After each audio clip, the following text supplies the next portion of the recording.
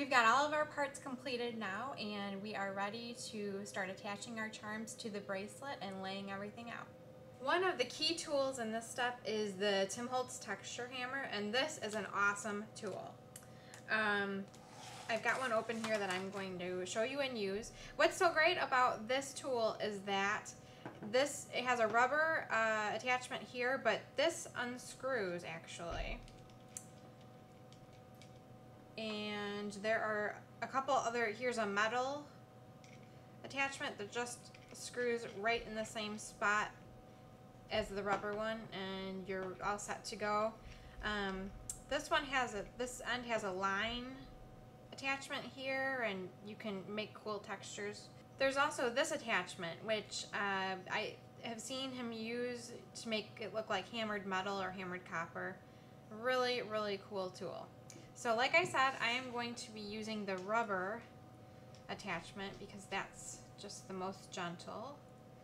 And all of our little fragments have holes at the top. That's where we're going to put our jump hooks into. I'm going to be using my Holtz retractable craft pick, and I'm going to be placing it right where I want to run that jump hook through, and just tap very gently, and it makes a little hole for my jump hook to go through. And what's nice about this is that it even goes right through the glossy accents once it's dried. So that's kind of a nifty thing.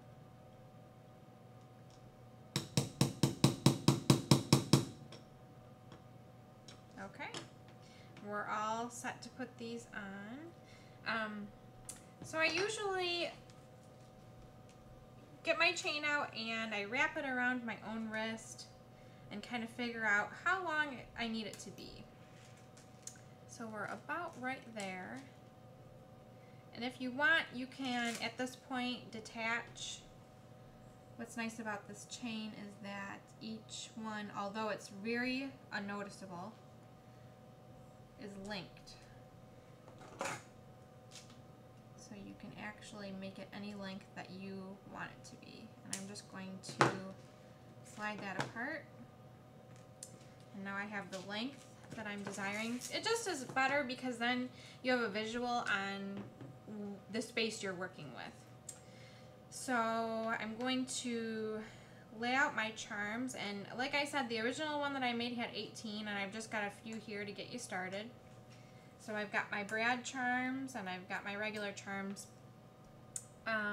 The other reason that paper is so important in this project is because you're going to want different papers to show up in different parts. If you picked one paper, all of your charms are going to look the same. So again, very small prints.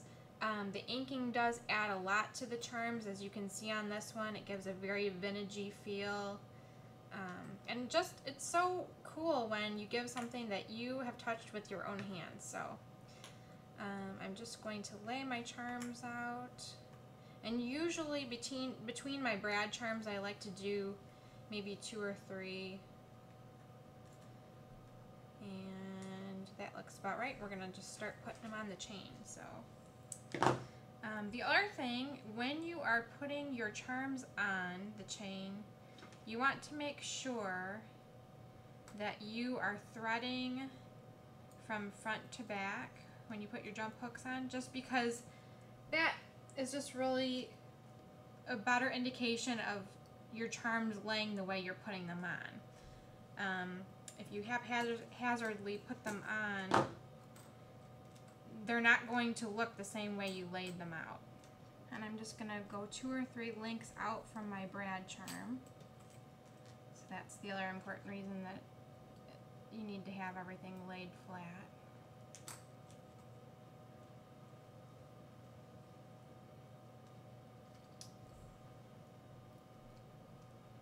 And I'm going to use my needle nose pliers and push it back together.